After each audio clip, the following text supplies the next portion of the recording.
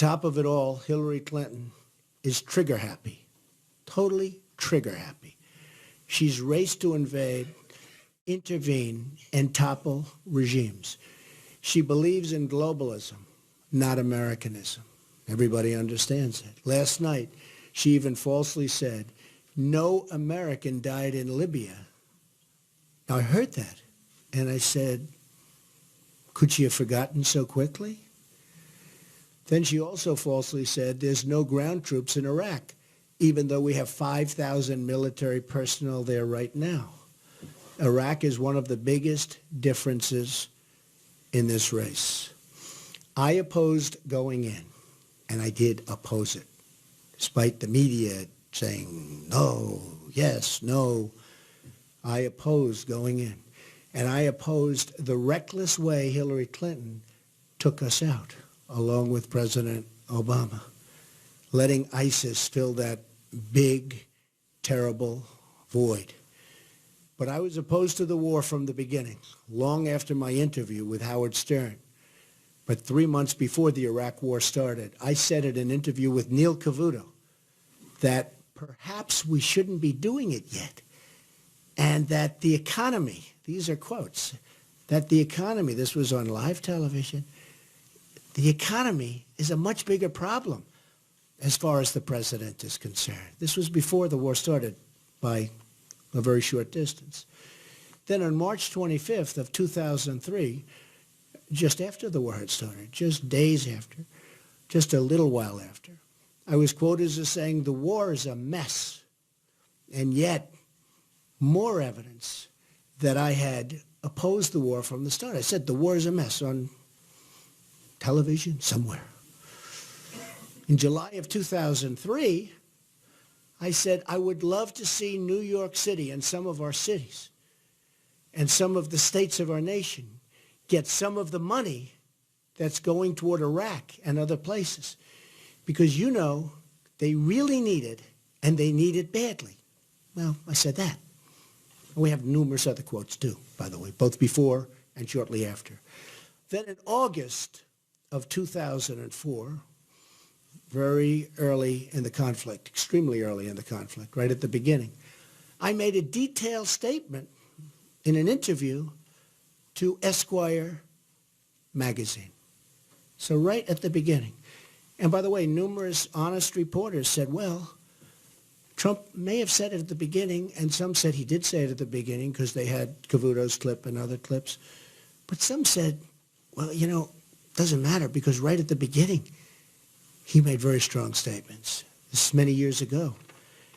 And here's what Esquire magazine said. This is a quote, an absolute quote. Look at the war in Iraq and the mess that we're in. This is right after the war started. I would never have handled it that way. Does anybody really believe that Iraq is going to be a wonderful democracy where people are going to run down to the voting box and gently put in their ballot, and the winner is happily going to step up and to lead the country? So innocently. I go, come on. 2 minutes after we leave, there's going to be a revolution. Pretty good. And the meanest, toughest, smartest, most vicious guy will take over. Well, that's going to be combinations of ISIS and Iran. Iran's taken over. They're taking over among the richest and largest oil reserves in the world. We let them do it. We let them do it. Should have never been in the war, but we should have never, ever gotten out of the war the way Barack Obama got us out, along with Hillary Clinton, because we opened it up for ISIS. So it continued. What was the purpose? This is me right at the beginning of the war in an article. What was the purpose of this whole thing? What was the purpose? Hundreds and hundreds of young people are being killed. And what about the people coming back with no arms and with no legs? Not to mention the other side, all of those Iraqi kids who've been blown to pieces. And it turns out that all of the reasons for the war are just blatantly wrong. All this for nothing. All this for nothing. This was right at the beginning of the war. Then they see, I see the lies last night. Donald Trump was always in favor of the war in Iraq. That's why I had to do this. Because the media is so dishonest, so terribly dishonest. And you understand it, and you understand it. The media is so terribly dishonest. So I had to do this. I ended with, I would have been tougher on terrorism. Bin Laden would have been caught a long time ago before he was ultimately caught, prior to the downing of the World Trade Center. So this was right at the beginning, and those other statements were before the war even started. And the Howard statement was long before, and it was the first time anybody ever asked me about Iraq. And I said, I don't know. It was very, but that was superseded because before the war, much closer to the war, I gave statements that we shouldn't go in. And shortly thereafter, immediately thereafter, and honestly, a lot of reporters said, hey, right at the beginning, he made this statement. And that statement was a very major story in Esquire magazine. So I just wanted to set the record straight. There is so much lying going on.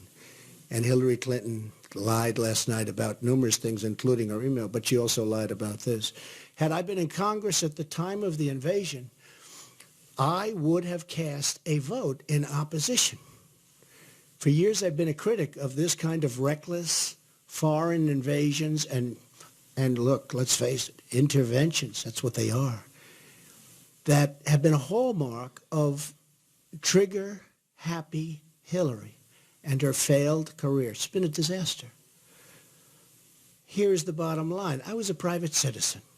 I had no access to briefings or great intelligence surveys that she did. I had no access to anything as a private citizen. Frankly, nobody really cared too much about what I said. I'm doing business. I don't even know why I was asked the question. I guess because I was asked the question. That's who knows. But I didn't have access to all of the intelligence information that she did and everybody else did.